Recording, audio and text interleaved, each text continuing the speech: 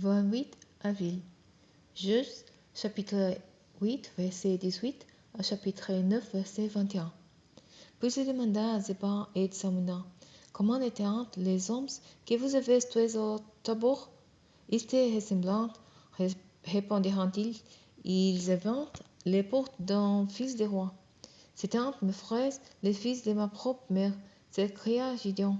Par le Dieu vivant, les jure que si vous les aviez épargnés, je ne vous tuerai pas non plus. Puis il donna son fils aîné Yétir. Viens, tue-les. Mais le jeune homme ne dégaina pas son épée, car il était encore qu'un jeune garçon et il avait peur. Zeba et Tsamuna dirent tous à Gideon, frappez-nous donc toi-même, car c'est la tâche d'un homme fort. Alors Gideon tua Zeba et Tsamuna. Puis il prit les ornements en forme de croissant qui pendaient au corps de leurs chameaux. Après cela, les hommes d'Israël dirent à Gideon, nous, puisque tout nous a délivré des Madianites. Ton fils et ton petit-fils te succéderont. Gideon lui répondit, non, je ne régnerai pas sur vous, et mon fils ne vous gouvernera pas non plus. C'est l'Éternel qui régnera sur vous. Puis il ajouta, j'aurai cependant une demande à vous faire. Donnez-moi chacun un bouc d'oreille en prise sur votre bouton. Les ennemis portèrent en effet des boucles d'or, car ils étaient ismaélites.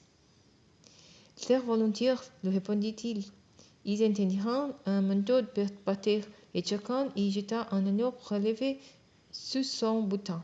Les anneaux d'or que Gédéon avait demandé pesaient près de 20 kilogrammes en tout. Il reçut également les croissants d'or, les pendences d'oreilles et les manteaux de pourpre qui portaient les rois madianites, ainsi que les colliers qui ornaient les queues de leurs chameaux. Avec l'or, Gédéon fabriqua une statue qu'il installa dans son village à Ophra. Tout Israël s'y prostitua en lui rendant un culte, de sorte que cette statue devint un piège pour Gédéon et pour sa famille. Ainsi, les Madianites furent affaiblis par les Israélites et ils ne se relèveront pas de leur défaite. Aussi longtemps que Gédéon vécut, c'est-à-dire encore pendant 40 ans, l'épisode de la paix. Jérubbal, fils de Joas, s'en retourna dans sa maison et il demeura. Gédéon eut 70 fils, car il avait de nombreuses femmes. Une épouse de 50 ans habitant à Siken lui donna aussi un fils qu'appela Abimelech. Après une heureuse vieillesse, Gédéon, fils de Joas, mourut et fut enterré dans les tombeaux de Joas son père, à Ophra de la famille d'Abiezer. Après la mort de Gédéon, les Israélites recommencèrent à se prostituer aux bords et adoptèrent Baal-Bérit comme Dieu. Ils oublièrent l'Éternel, le Dieu, qui les avait délivrés de tous les ennemis qui les entouraient. Ils ne témoignèrent à aucune gratitude de la famille de Jérubbal Gédéon pour tout le bien que celui-ci avait fait à Israël. Abimelech, l'un des fils de Jérubbal, se rendit à Siken après des saisons maternelles et leur dit en présence de tous les groupes familiers de sa mère. Posez donc à tous les notables de Siken la question suivante. Que vaut-il mieux pour vous être gouvernés par les 70 fils de Jérubbal ou par un seul homme? Souvenez-vous que nous sommes du même sang. Vous êtes moi. Ces hommes adhérents répétaient ces paroles à tous les notables de Siken. Ceux-ci disèrent de suivre son parti puisqu'il était l'un de leurs. Ils lui donneront 70 pièces d'argent prélevées dans les temples de Baal-Bérit. Avec cet argent, Abimelech embaucha des Oriens et des aventureux pour qu'ils le suivent. Puis il se rendit à Ophra où vivait la famille de son père et massacra ses 70 frères, fils de Jérubbal, et les tua sous le même rocher. Ce Yotam, les plus jeunes fils de Jérubbal, échappa, car il s'était caché. Tous les notables de Siken et de Beth-Milo se rassemblèrent et proclamèrent Abimelech roi, près du chêne de la stèle. aux environs de Sychem. On en informa Yotam, qui se rendit au sommet du mont Gerizim, d'où il cria à pleine voix: Écoutez-moi, gens de Sychem, si vous voulez que Dieu vous écoute. Un jour, les arbres se décidèrent à choisir un roi pour les commander. Ils dirent à l'olivier: Règne sur nous.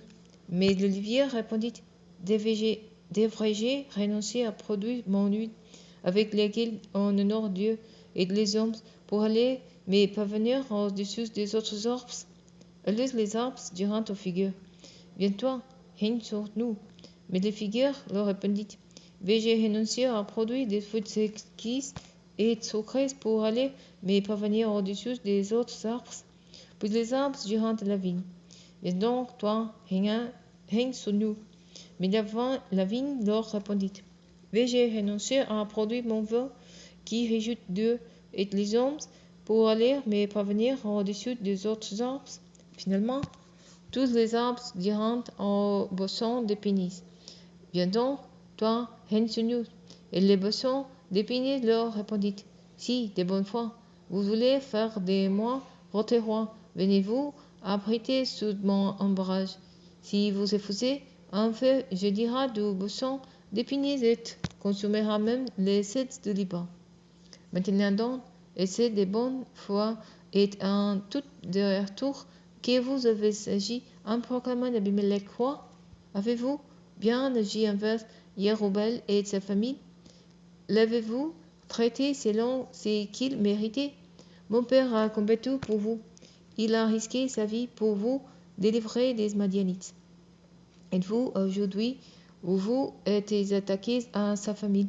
Vous avez tué ses fils, 70 hommes à la fois, sur un même rocher. Et vous avez établi roi de Sychem Abimelech, les fils de sa servante, parce qu'il est les vôtres. Si donc, aujourd'hui, c'est de bonne foi et en tout droiture que vous avez agi à l'égard de Jéroboam et de sa famille, et bien qu'Abimelech fasse votre bonheur, êtes-vous les siens. Sinon, quand feu sort d'Abimelech consume les habitants de Sychem et de Beth-Milo, et quand feu sort des habitants de Sychem et de Beth-Milo, et consume Abimelech. Pour ce temps, sans faute, Ella se réfugie à Ber, où il s'établit pour échapper à son frère Abimelech.